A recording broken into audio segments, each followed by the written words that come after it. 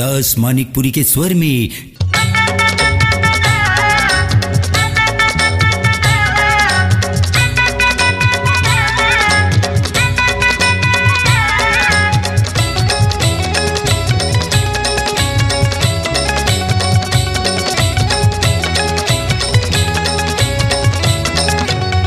ये समझी नाचत है झमाझम रे डीजे माँ। ये समझी नाचत है झमाझम रे डीजे माँ। देखर नाचाई मधुरा उड़त है हो,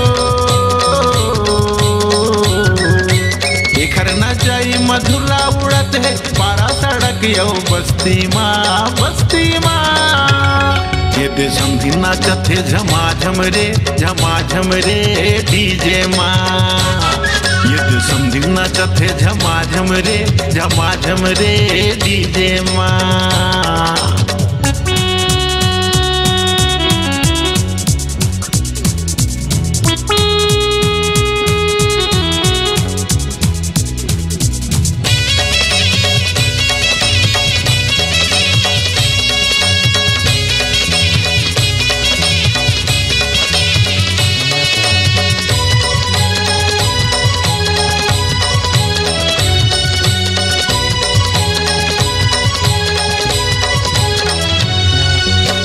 नंबर के सूट पहिरे है मारत फिल्म स्टाइल।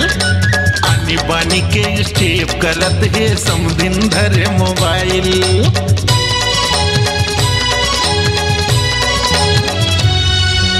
एक नंबर के सूट पहिरे है मारत फिल्म स्टाइल।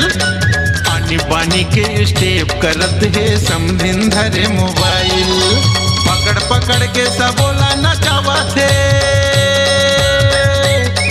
पकड़ के सबोला नचावत बदल बदल ये गाना माँ, गाना माँ। ये समझी नाचत है झमाझम रे डीजे माँ। ये समझी नाचत है झमाझम रे डीजे माँ।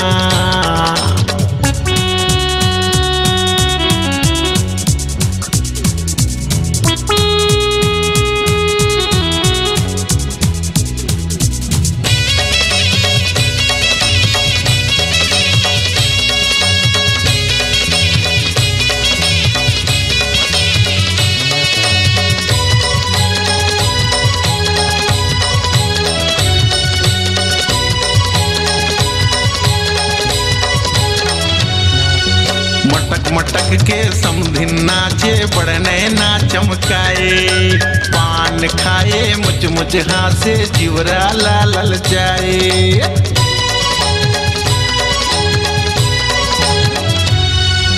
मटक के समधिन नाचे बड़ने ना चमकाए।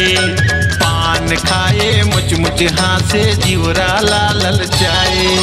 खोपा पारे पाटी मारे,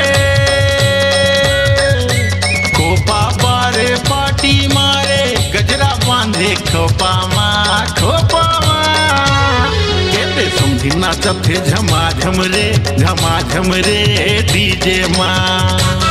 कहते समझी नाचत है झमाझम रे डीजे माँ। देखर नचाई मधुरा उड़त है हो, देखर नचाई मधुरा उड़त है पारा सड़क यो बस्ती माँ, बस्ती माँ। ये समझी नाचत है झमाझम रे डीजे माँ। ये समझी नाचत है झमाझम रे डीजे माँ। जम्मो संगी नाचत है रमाझम रे डीजे माँ। जम्मो चौथिया नाच झमाझम रे डीजे माँ। अपनी आवाज को दीजिए एक नया मुकाम।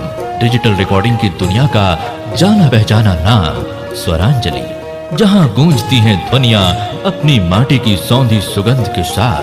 छत्तीसगढ़ी संगीत के विविध रंग जो पहुंचाते हैं पूरे प्रदेश में डिजिटल रिकॉर्डिंग के संग। स्वरांजलि स्टूडियो, नेमी चंद गली नंबर 2, गंजपारा, रायपुर।